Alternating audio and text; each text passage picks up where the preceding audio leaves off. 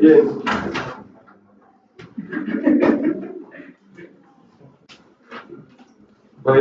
Pues vamos a iniciar con este tema. Vamos a orar primeramente para Dios. Que Dios nos guíe, que Dios nos guíe en gracia. Ana, ¿tú puedes orar? ¿Puedes orar por el tema y por mí? Para que Dios me guíe en gracia también. Claro. Padre, te damos gracias, Señor, que tú nos permites, Padre, venir en presencia de ti, Señor. Te pedimos, Señor, de que tú derrames de tu gracia, Señor, para poder entender cada una de estas cosas, Señor, poder tratar en nuestro corazón, Señor, tu ley, y sobre todo poder entender cómo servirte, Señor, cómo adorarte de la forma correcta, Padre. Te damos gracias también por la vida de nuestro hermano, Señor, que nos está compartiendo todo esto, Padre, derrama de tu gracia, Señor, de tu sabiduría, Padre. Con las palabras, Señor, que tú quieres que él diga, Señor, de la forma correcta, Padre. Te damos gracias, Señor, ponemos en tus manos esta clase, Señor, en nombre de Cristo Jesús. Amén. Amén. Se siente bonito abrir los ojos y ver el salón lleno. Sí. Y más, digo, pues como maestro, pues es algo padre. Bien. Pues vamos a... ¿Qué?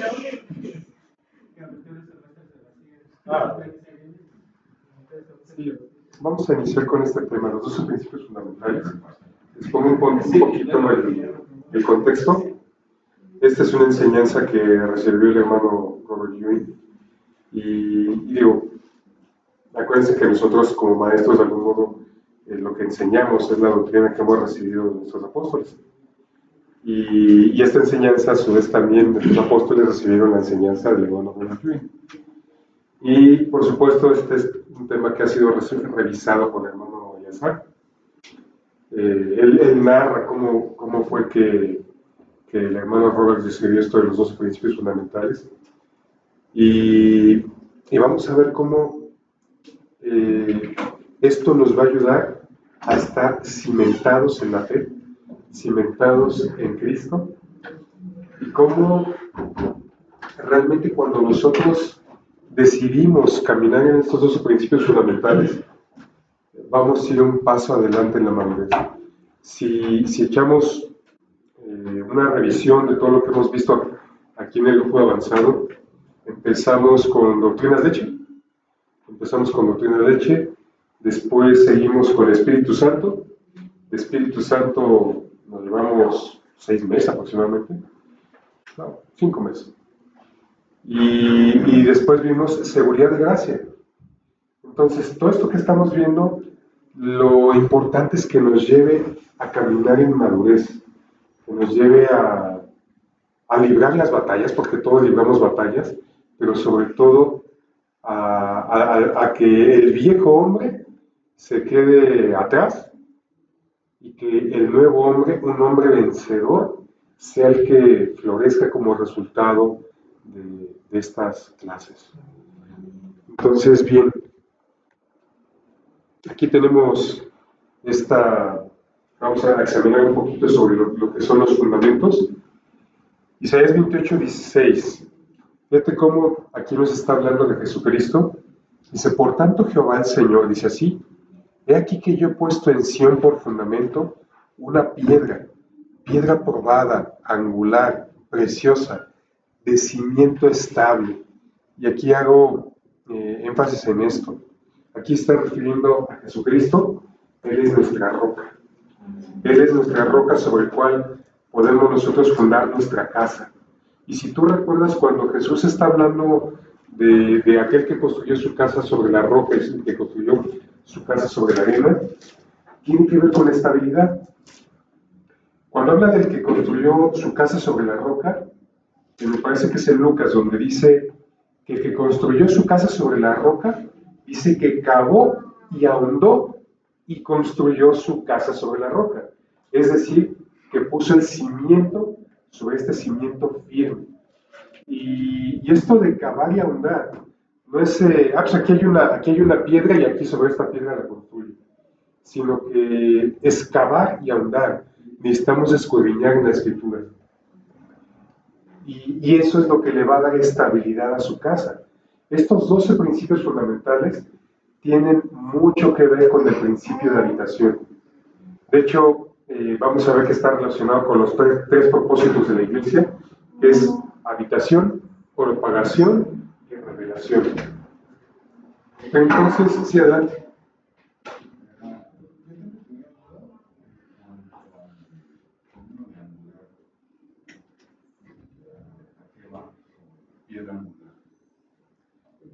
La piedra angular, imagínatela así.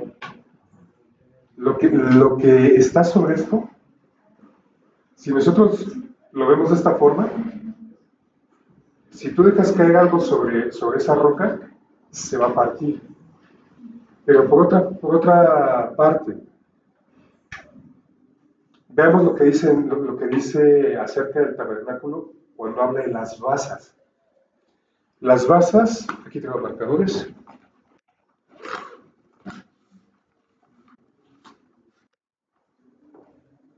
Las basas, cuando habla de las tablas del tabernáculo, habla, por ejemplo, de este mapita.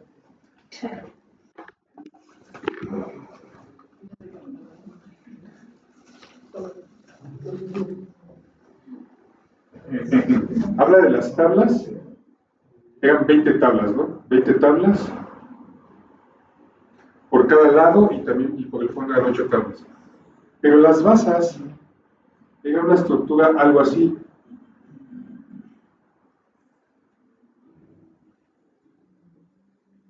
Era una basa y otra basa. ¿Qué era lo que hacía la basa? Sostiene la tabla, de tal manera de que la tabla no se desplace para ningún lado. Y cuando hablamos de una roca angular, es más o menos esto. Si tú construyes sobre esto, tampoco se va a desplazar. ¿Sí? Ahora sí que aquí, a ver, Aldo es arquitecto. Acá también, a ver, tenemos acá otro ingeniero. En la construcción, bueno, actualmente ya no sé, pero siempre se pone una referencia. Ajá. De ese punto se traza todo lo demás, en este caso la cimentación. La piedra angular es la primera piedra y de ahí te señala hacia dónde van los demás trazos.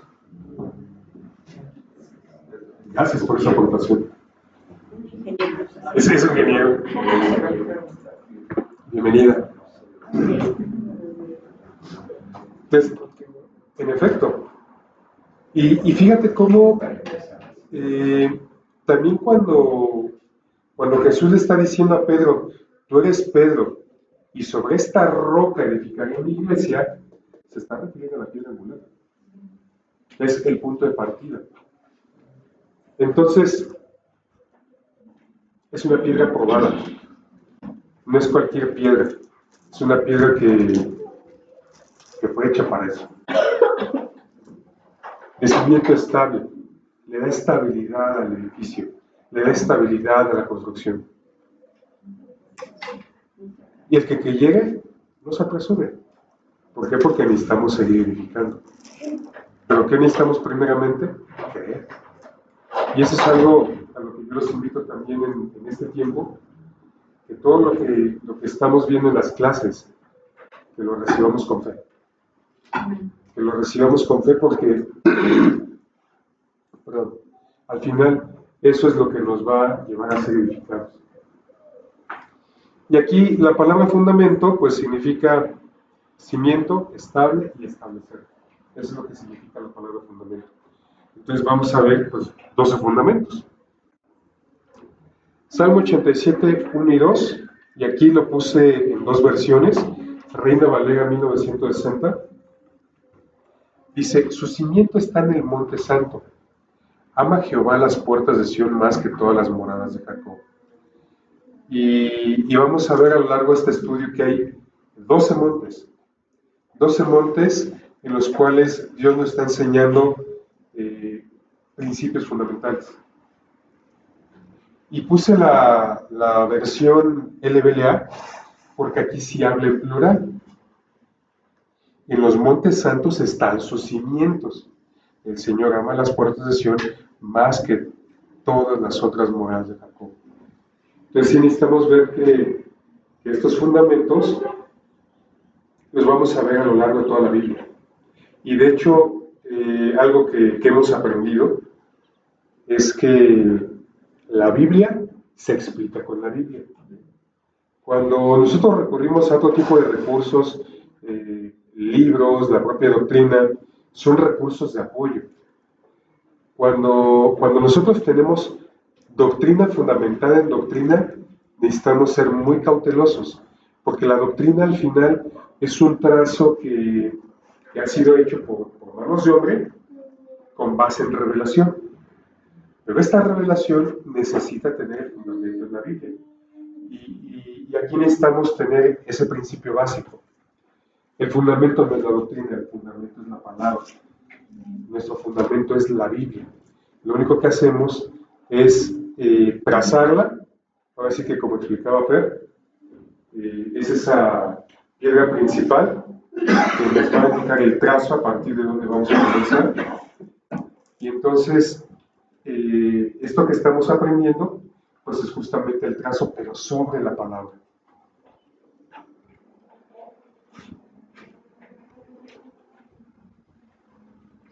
Y aquí, ¿por qué 12, no?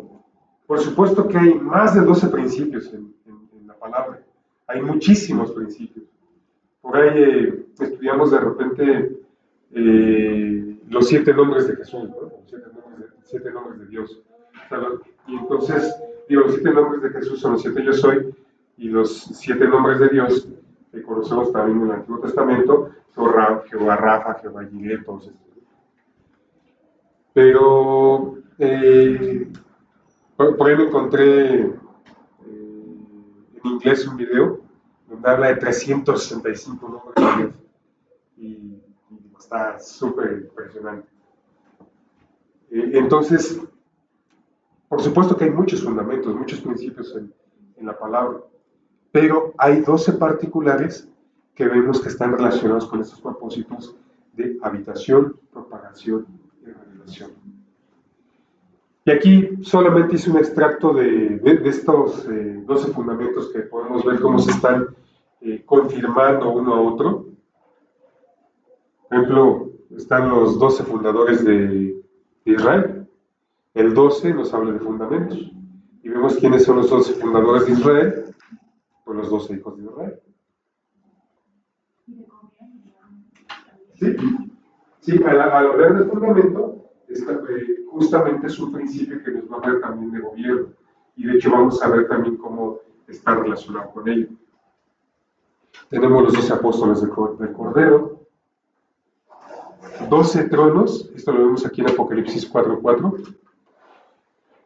En el Apocalipsis 4:4 habla de 24 tronos, pero vemos que 12 van a ser para los fundadores del pueblo de Israel, que son las 12 tribus, y son 12 para los apóstoles del Cordero.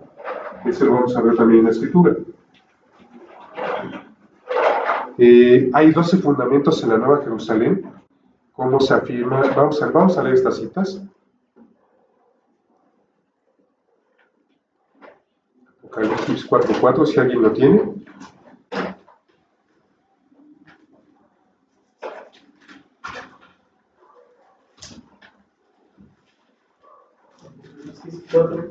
Sí.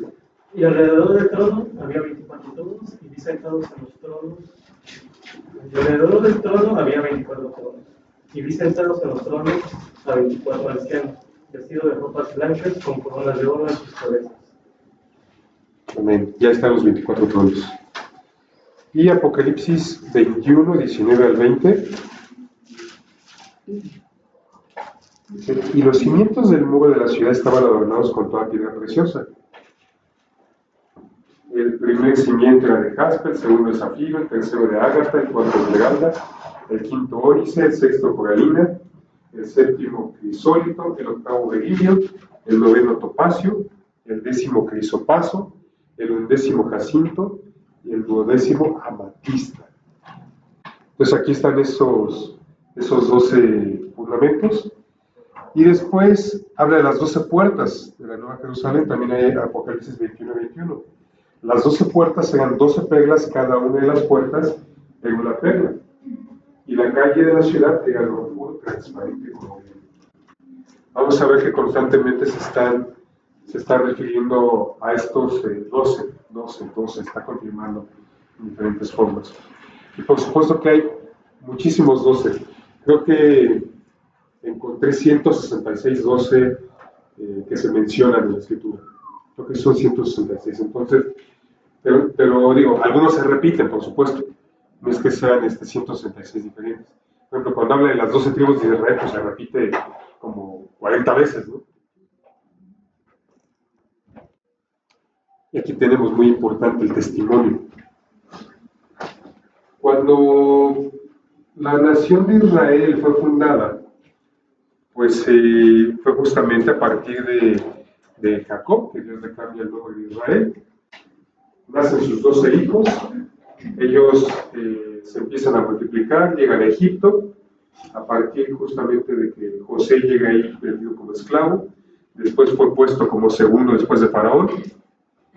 Cuando hay la hambruna, finalmente su papá y sus hermanos vienen a Egipto, ellos vienen a poblar, están ahí por 400 años multiplicándose, y entonces ahí, pues cuando empieza a formarse la nación de Israel, y después finalmente vienen en el éxodo, salen en el éxodo de Egipto, y van hacia la tierra prometida. Digo, estuvieron 40 años en el desierto, muere Moisés, y después de la muerte de Moisés van comandados ya por Josué a poseer la tierra prometida. Entonces, esto ocurre justamente cuando ya Josué asume el liderazgo y que van a cruzar el río Jordán. Sebas, ¿me ayudas a verlo? Las aguas que venían de arriba se detuvieron como en un montón de la ciudad de Adán, que estaba al lado de esa ventana. Y las que descendían al mar de Arabá, al mar salado, se acabaron y fueron divididas. Y el pueblo pasó en dirección de Jericó, mas los sacerdotes que llevaban el arca del pacto de Jehová estuvieron en seco, firmes en medio del Jordán, hasta que todo el pueblo hubo acabado de pasar el Jordán, y todo Israel pasó en seco. Bueno. Cuando toda la gente hubo acabado de pasar el Jordán, Jehová habló a Josué diciendo: tomad del pueblo 12 hombres, uno de cada tribu, y mandadles diciendo: tomad de aquí en medio del Jordán, del lugar donde están firmes los pies de los sacerdotes, 12 piedras, las cuales pasaréis con vosotros, y levantadlas en el lugar donde habéis de pasar la noche.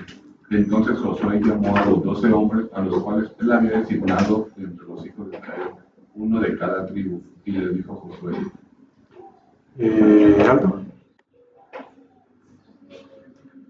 Pasad delante del arca de Jehová, vuestro Dios, a la mitad del Jordán, y cada uno de vosotros tome una piedra sobre su hombro conforme el número de las tribus de los hijos de Israel, para que esto sea señal entre vosotros. Y cuando vuestros hijos preguntaren a sus padres mañana, diciendo: ¿qué significan estas piedras?, le respondan: que las aguas del Jordán fueron divididas delante del arca del pacto de Jehová. Cuando ella pasó el Jordán, las aguas del Jordán se dividieron, y estas piedras servirán de monumento conmemorativo a los hijos de Israel para siempre. Vamos a regresarnos aquí a ver algunos puntos. Dios le dice a Josué que iba a cruzar el río Jordán, y pues Josué no era Moisés, pero Dios estaba haciendo esto con Josué para que vieran que Dios iba a estar con Josué como estuvo con Moisés. Y así como en una primera etapa el pueblo de Israel cruzó el Mar Rojo, cuando Moisés pues, obedece a Dios le dice: levanta tu vara, y las aguas fueron divididas, y ellos pasaron en seco. Y una vez que pasaron, finalmente las aguas cubren al ejército de Faraón que venía detrás. Entonces, ese primer cruce por el río Jordán, por el Mar Rojo, representa salvación, lo que sería el bautismo en Cristo, porque entonces ellos pues realmente fueron librados de la muerte, porque aún y con todo de que ya los habían dejado salir, y venía el ejército detrás de ellos, y ellos dijeron, no, hasta aquí llegamos, ¿no? Tenían el mar enfrente y tenían el ejército de Faraón atrás. Pero cruzan el seco. Finalmente el ejército de Faraón queda sepultado bajo las aguas, y eso es figura del bautismo en Cristo. Pero después viene esta segunda etapa, ya no está Moisés, ahora están con Josué, y Dios le dice a Josué, como estuve con Moisés, estaré contigo. Y entonces da las instrucciones, Dios le da instrucciones a Josué, que tomen el arca del pacto y que cuando las plantas de los pies de los sacerdotes tocaran las aguas se iban a dividir. ¿Y qué hizo Josué? Pues él obedeció y dio las instrucciones a los sacerdotes. Y aquí en la escritura no dice qué pensaron los sacerdotes, pero probablemente ellos ya venían con fe, dijeron, si ya cruzamos por el Mar Rojo, pues Dios va a hacer algo. Y esto nos deja una enseñanza, que cuando Dios nos da la instrucción, nosotros necesitamos caminar en fe. Y fíjate, en el caso del Mar Rojo, Dios le dijo a Moisés, levanta tu vara, y las aguas fueron divididas, y entonces el pueblo cruzó. Aquí los sacerdotes, pues tenían que ir caminando, y hasta que las plantas de sus pies tocaran el agua, las aguas se dividieron, que fue esto que pasó aquí. Las aguas de abajo continuaron hacia el mar, y las aguas de arriba se detuvieron. Y esto, por ejemplo, es como diferente a lo que vemos que de repente quieren explicar científicamente del Mar Rojo cuando se dividió, que si en ese momento pasó un huracán, que si había un tsunami, un montón de cosas, de explicaciones científicas que tratan de dar. Pero en el río, pues imagínate así, ¡pum!, las aguas se dividieron y las aguas de arriba se detuvieron. Es otro fenómeno también completamente sobrenatural, donde vemos pues, que Dios estaba respaldando. Y vamos acá. Las rocas fueron tomadas de en medio del Jordán. Las rocas fueron tomadas de en medio, no de la orillita, de en medio. ¿Cómo son las piedras de río? Han sido trabajadas por el agua y están redondas, lisas. Son piedras que han pasado por un proceso. De hecho, no es si de repente te ha pasado que estás en algún lugar que está como a cierta altura y ves piedras redondas, ¿qué te hace pensar? Que por ahí pasó un río, ¿no? En algún momento. Aunque ya no veas río, que por ahí no hay un río en ese momento. Yo cuando veo ese tipo de rocas en la ladera de una montaña, lo que a mí me hace pensar, esto no es más que obra del diluvio. Cuando las ves ahí. Entonces, cuando estas rocas fueron tomadas de en medio del río Jordán, pues fue justamente para que se viera que esas rocas habían sido trabajadas, pulidas ahí en medio del río. Como también nosotros a veces necesitamos ser pulidos, trabajados, y fíjate, lisitos, para que no haya cosa que raspe entre nosotros. Y el hecho de que estas rocas, estas 12 piedras, así hayan sido tomadas de ahí, era justamente para que, sobre una evidencia que cruzaron en algún momento por el medio del río Jordán. Y aquí, pues bueno, cada uno de los representantes de cada tribu tomó una piedra y la llevó sobre su hombro. No dice qué tamaño eran las piedras, pero pues yo los invito a que carguen una piedrita de este tamaño. Así, una de este tamaño. Las de grueso pesado. ¿Qué te pensaste de una roca? Así de ese tamaño. Sí, ¿no? Ahora, yo imagino que era gente muy fuerte, porque era gente que trabajaba. Acuérdate que ellos venían saliendo de la esclavitud. Ellos construyeron las pirámides de Egipto, los acueductos, toda la arquitectura de Egipto.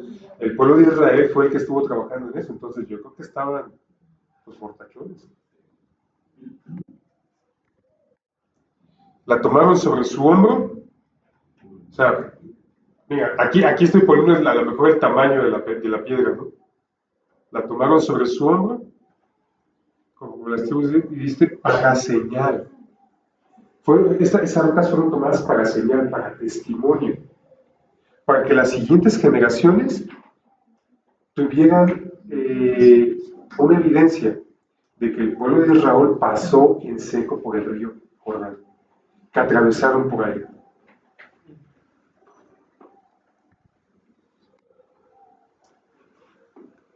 Y fíjate, como esto, lo que decimos, la Biblia se explica con la Biblia. Cuando Cristo dijo, edificaré mi iglesia, estaba poniendo el cimiento para la misma mientras estuvo en la tierra. Haremos una comparación paralela entre las referencias de los aposentos altos y las del Evangelio de Juan.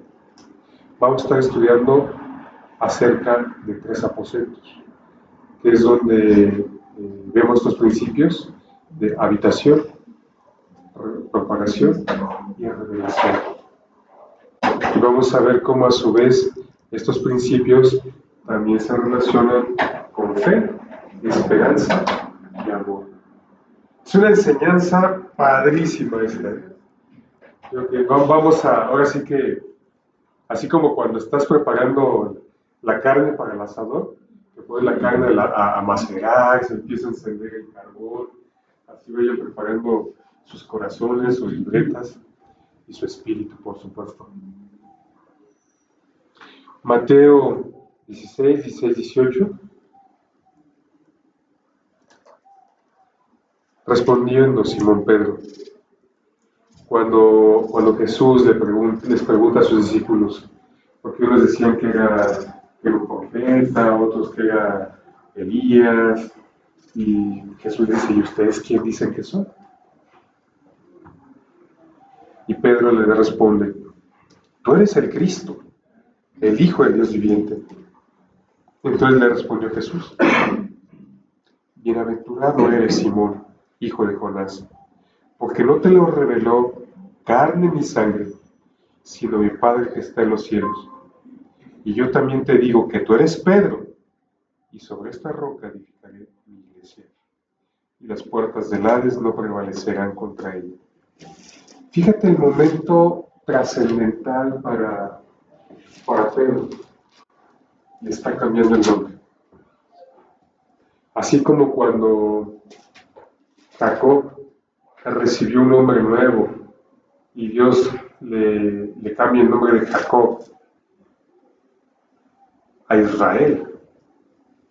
Pedro o Simón está recibiendo este nombre nuevo. ¿Sí sabes lo que significa Jacob? Usurpador, tramposo, tranza.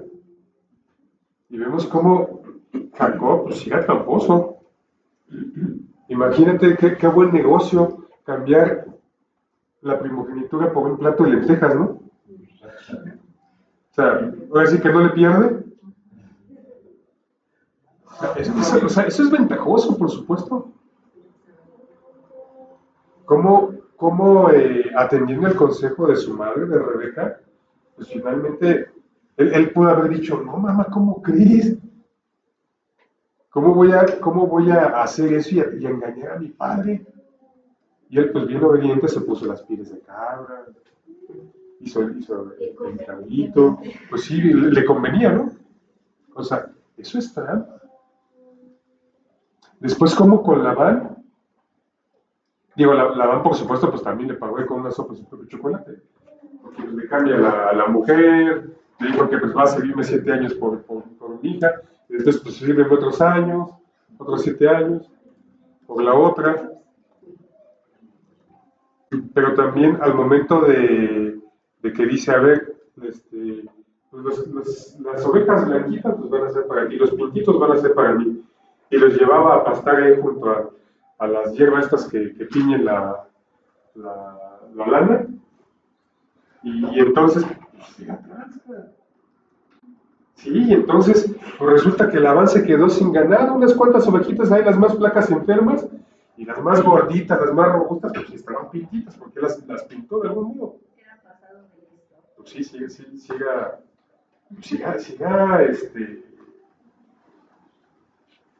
tramposo, engañador. O sea, sí le hacía honor a su nombre.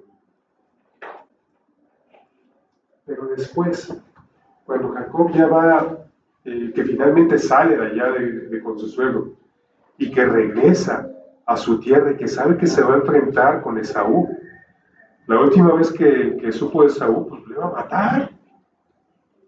Le iba a matar porque nada más le robó la primogenitura. Y que sabía que venía con 400 hombres a caballo. Pues, ¿qué te esperas?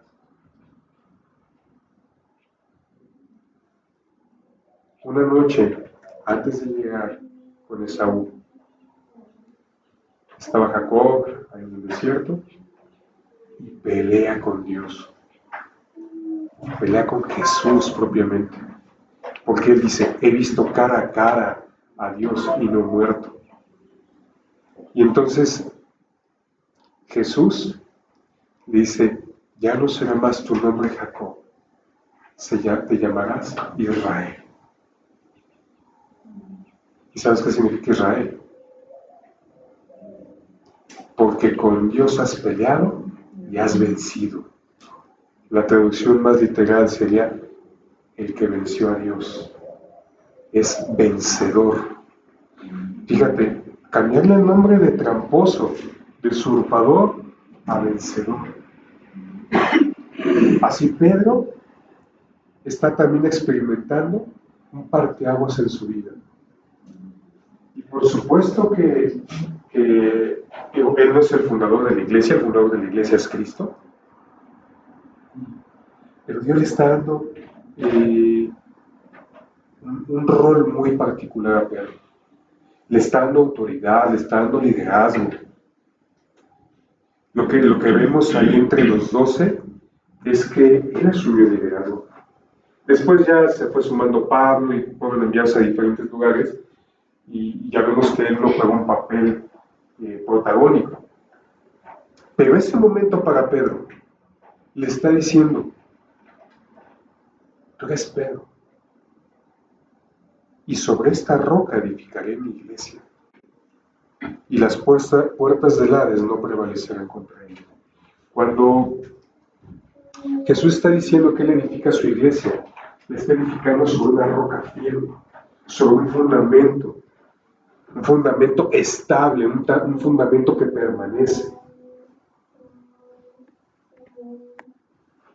1 Corintios 3, 10 y 11, Luis, ¿no sabías? Por la gracia de Dios que me ha sido dada, yo como perito arquitecto puse fundamento y otro edifica encima, pero cada uno mire como sobre edifica, porque nadie puede poner otro fundamento que el que está puesto, el cual es Jesucristo. Ahí está el fundamento. O sea, a pesar de que vemos estos 12 fundamentos y cómo están los 3 aposentos y cómo están fe, esperanza y amor, el fundamento principal es Jesucristo. O sea, el fundamento es Jesús. Y esto es lo que va a diferir de cualquier otra doctrina o de cualquier otra,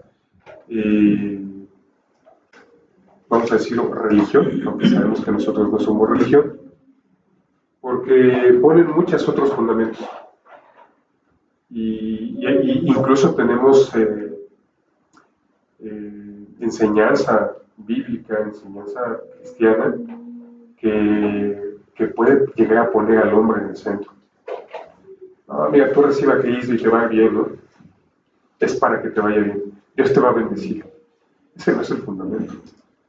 El fundamento es que nosotros nos arrepintamos, que nosotros tengamos la revelación de que Jesucristo es el Salvador, de que solamente mediante Él podemos hallar gracia. ¿Cuál quedamos que era la definición de gracia? ¿Fuerte? La capacidad de Jesucristo de nosotros para agradar. Exactamente, la capacidad de Jesucristo a través de nosotros para agradar a Dios. Entonces, por eso Jesucristo es el fundamento. Y fíjate cómo dice aquí, conforme la gracia de Dios. La gracia de Dios operada a través de nosotros, mediante Jesucristo, para agradarle a Él. Y en el caso de ambos ejemplos que diste ahorita, tanto Jacob como con Pedro, está viéndose que ambos tuvieron a Cristo presente, y eso necesariamente lo que está sucediendo aquí es que está cambiando su identidad completa. O sea, ya no eres más como eras y tienes forzosamente que ser distinto completamente. O sea, tiene que haber una transformación, si no, no está el que lo estás entendiendo que eres el Señor. Y va a llevar un tiempo normalmente. Lo vemos en el caso de Israel, que tenían miedito, ¿no? Y separó los grupos, envió camellos por acá y envió vacas por acá. Y todavía cuando ya se encuentran con Esaú, finalmente se abrazan, se perdonan. Y le dice, vente a habitar conmigo. Y dice, no, mejor yo voy a habitar por acá, ¿no? Pero sí, al final también, pues Israel ya caminó diferente, fue transformado. Y en el caso de Pedro, pues todavía lo negó 3 veces. Cuando se encontró ya con él resucitado, Pedro, ¿me amas? Te quiero. Como cuates, ¿no? Pero después Pedro, pues también fue transformado. Entonces nosotros también así necesitamos tener esta convicción firme para ser transformados. ¿Quieres comentar? Sí, pero en los dos casos, tanto Jacob como Pedro, antes de la transformación, tomaron conciencia de quién tenían enfrente. O sea, uno sabía que era Dios, como Pedro sabía que era Cristo. Sí, entendieron. Claro, esa es la revelación que necesitamos. Él es el Mesías. Y ese mismo. Y nosotros así también necesitamos este encuentro personal con Él. No sé en tu caso, pero en mi caso, a mí, antes de yo entregar mi vida a Cristo, a mí me hablaban por lo menos 2 veces antes de. Y yo, pues, ¿qué te digo? O sea, tuve que pasar por lo profundo del río para que las aguas me pulieran, y finalmente reconocer que pues, Él era mi Salvador. Entonces así nosotros necesitamos también tener este encuentro personal, y así también, yo creo que también reconoce en tu familia o en amigos, gente que quieres que reciba a Cristo. Y ellos necesitan este encuentro personal. Preséntaselos. Si escucharon el mensaje de Eleazar Mendoza Jr. el miércoles, él dijo algo muy claro. Si nosotros le llegamos con versículos de la Biblia a alguien que no cree en Dios o que no cree en Jesucristo como Salvador, pues le va a ser como muy ajeno. La mejor predicación para una persona que no conoce a Cristo es nuestra propia vida. Entonces necesitamos que nuestra vida sea transformada. Esther, ¿puedes leerlo? Así que, hermanos, cuando fui a vosotros para anunciaros el testimonio de Dios, no fui con excelencia de palabra o de sabiduría, pues me propuse no saber entre vosotros cosa alguna, sino a Jesucristo y a este crucificado. Amén. Y ahí está el principio de la predicación. Jesucristo crucificado por nuestros pecados, pagando todo el castigo que nosotros merecíamos ahí. Y no se quedó en la cruz, sino que resucitó. Cuando vemos que se habla de los mártires, pues sí, muchos mártires, por supuesto, que murieron predicando el Evangelio, predicando la palabra de Dios, creyendo firmemente en Él. El problema es cuando muchos de esos mártires se han tomado como ejemplo y ahora pues estás que santos y todo eso, ¿no? Porque ellos no resucitaron. o al menos no resucitaron en esta vida terrenal, pues, salvo que van a resucitar en el día postrero. Pero ellos no son el principio, ellos no son el fundamento. Jesucristo es el fundamento, Jesucristo es el que resucitó, Jesucristo es el que murió por nosotros, el que pagó por nuestros pecados. Vamos a parar aquí. Padre bendito, gracias por tu bondad, por tu amor, gracias Señor porque tú traes nueva revelación, traes palabra fresca y palabra viva para nosotros. Te bendecimos Señor y te pedimos que nos guíes y nos acompañes en esta enseñanza, en el nombre de Jesús. Amén. Permítame tantito.